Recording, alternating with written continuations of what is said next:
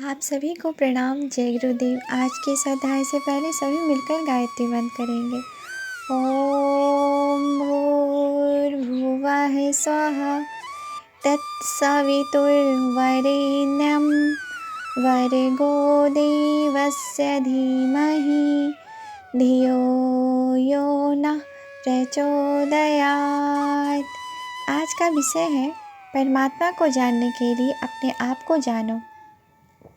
संत वासवानी से एक दिन कुछ लोगों ने प्रश्न किया, भगवान क्या है? भगवान ज्योतियों के ज्योति हैं, मध्यवर्ती सूर्य हैं। उन्होंने उत्तर दिया। लोगों ने फिर प्रश्न किया, इस ज्योति से, इस मध्यवर्ती सूर्य से अपना नाता कैसे जोड़ें? वासवानी ने पुनः समझाया, बस सूर्यमुखी बन जाओ। जैसे सूर्यमुखी सदैव सूर्य के प्रति मुख किए रहता है, उसकी देह में अन्य क्रियाएं अपनी मर्यादाओं में चलती रहती हैं। जड़ें रस खींचती रहती हैं, पत्तियां सांस लेते रहती हैं, हवा में वह हिलता डुलता रहता है। पर उसका सूर्यमुखी नाम इसलिए पड़ा क्योंकि वह सदैव सूर्य की ओर मुख किए रहता है। इस तरह परमात्मा को पाने के लिए सदैव परमात्मा की ओर मुख किए रहो। किंतु सूर्यमुखी बने कैसे? लोगों ने तीसरा प्रश्न किया।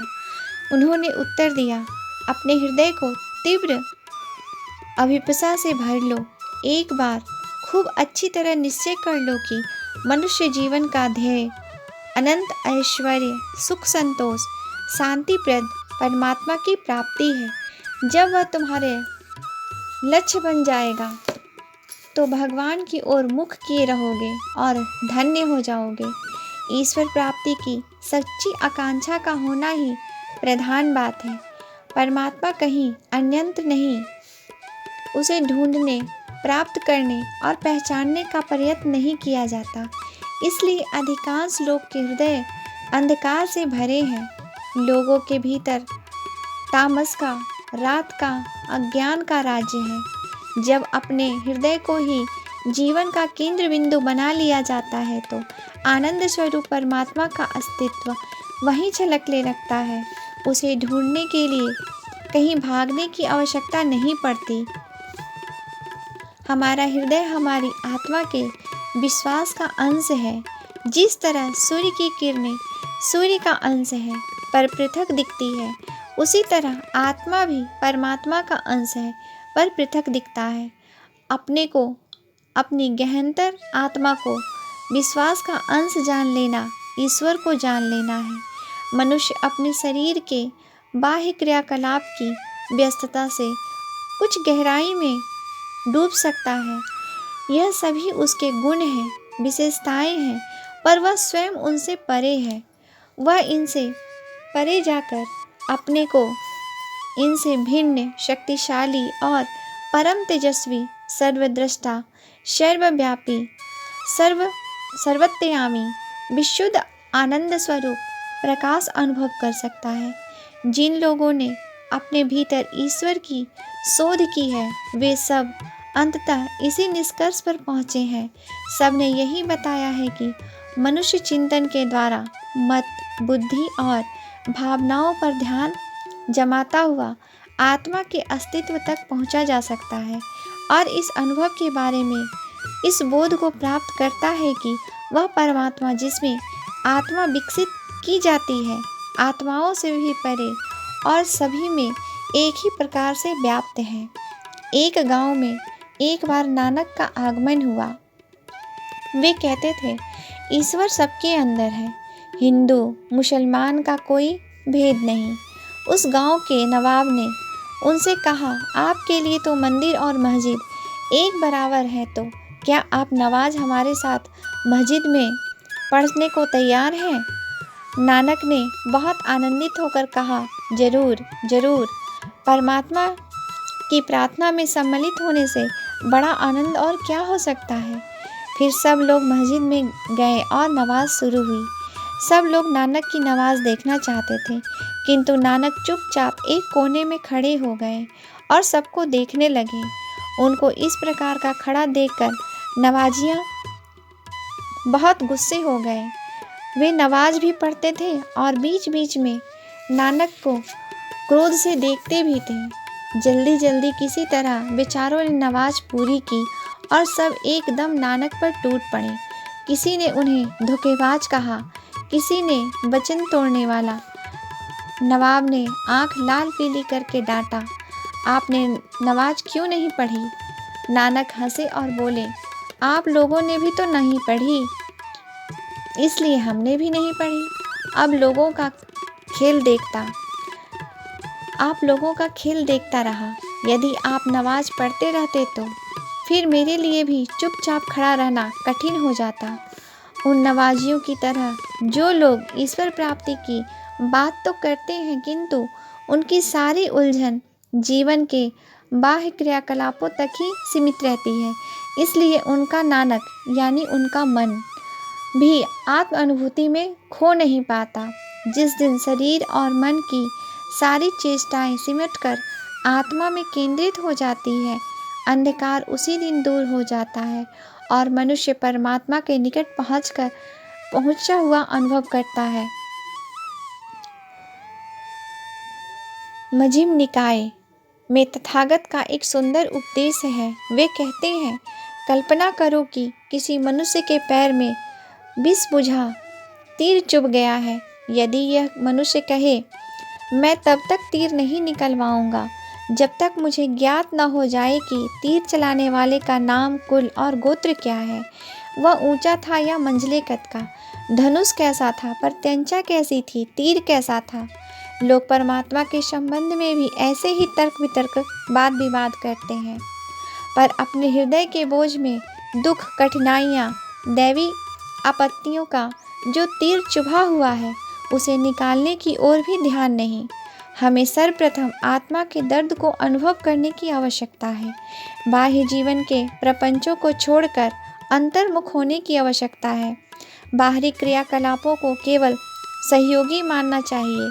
वे लक्ष्य, सत्य या परमात्मा की प्राप्ति का साधन बनाई जाती है। इसलिए अपने शरीर, मन और भावनाओं के केंद्र बिंदु को भेदने का आवश्यकता नहीं है कि कौन सा तत्व कितना सुखद है, किसी सुख की प्राप्ति के लिए किधर दौड़ना चाहिए। जब इन सब बातों का साधन बना लिया जाता है तो आवश्यकताएं भी घट जाती है और लक्ष्य भी अपने समीप ही स्पष्ट होने लगता है। उसे पाने के लिए न तो लंबे साधनों के लिए दौड़ना पड़ता है और न घर ही छोड़ना पड़ता है।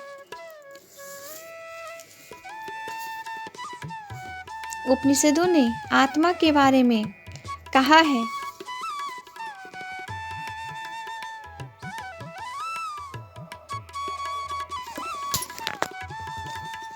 विभिन्न साधनों से तुम अपने आप को पहचानो।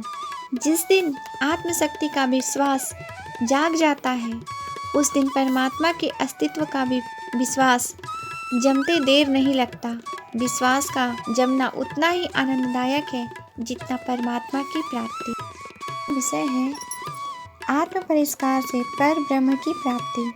राजा जनक ने महर्षि याज्ञवल्क्य से पूछा, भगवान, यदि आपने अपने जीवन में कुछ महत्वपूर्ण बातें सुनी हो तो कृपा कर उनका सारांश मुझे बता दीजिए। उन्होंने स्मरण करके 5 अति महत्वपूर्ण बातें बताई और कहा, राजन, मैं इन्हीं तथ्यों को आधार मानकर आगे चला हूँ। तुम भी यदि इन्हें ध्यानपूर्वक सुनो और हृदयगमन करो तो कृतार्थ हो सकते हो। महर्षि ने बताया, आचार्य शक्तनी ने उन्हें एक बार उपदेश दिया था कि वाक्य ब्रह्म है, वाक्य आयतन है, वाक्य की प्रतिष्ठा का आधार आकाश है, अर्थात यह वाणी परमात्मा का स्वरूप है। यह समस्त संसार वाणी से प्रभावित होता है। जो कुछ इस संसार में दिखाई पड़ता है, वाणी का प्रभाव है। शब्दों को नाप तोल कर सारगम्यत आधार पर अपने और दूसरों के कल्याण के लिए बोला जाए तो परमात्मा की ओर चलने में प्रगति होती है। मंत्रों के अधीन देवता हैं और वे देवता उस ब्राह्मण के अधीन है जो एक एक शब्द को मंत्र समझकर श्रेष्ठतम सदुपयोग के लिए बोलते हैं।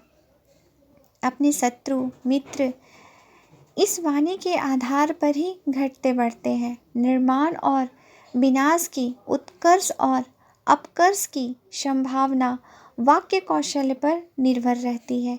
यदि वाणी अपनों को पराया बना देती है और परायों को अपना बनाकर लेती है, वाक्य में मधुरता, नम्रता, सज्जनता और हितपरायणता घुली हुई हो तो उससे बोलने वाले का सम्मान बढ़ता है और प्रभाव।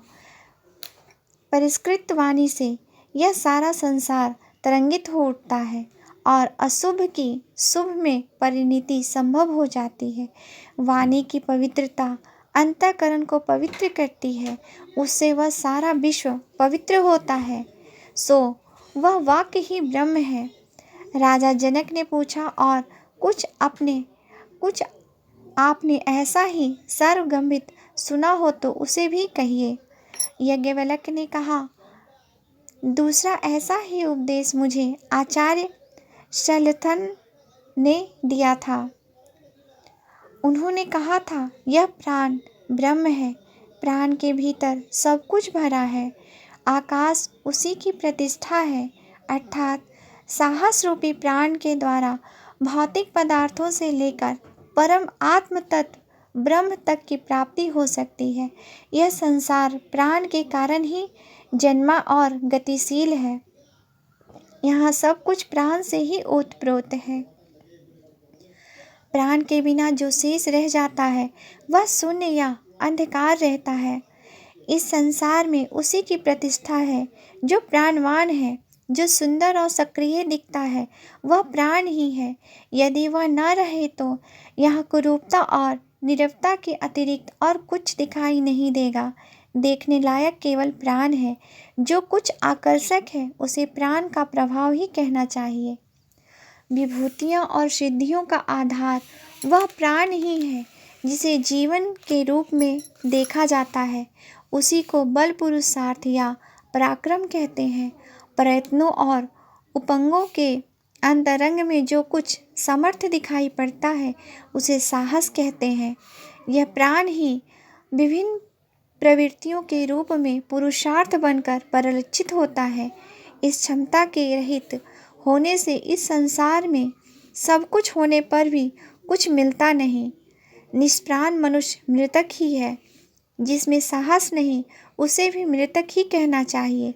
जो जीवन रूपी संघर्ष में आड़ा खड़ा रहता है और कठिनाइयों को परास्त करने के लिए पराक्रम दिखाता है उसे साहस रूपी प्राण प्रतिष्ठा होती है। प्राणवान को ही लोग चाहते हैं और उसी का साथ देते हैं तथा सहयोग करते हैं। मनुष्य का वैभव और आकर्षण उसके प्राण शक्ति के आधार पर बढ़ता रहता है। आज के लिए यहीं तक। आप सभी को प्रणाम। जय गुरुदेव।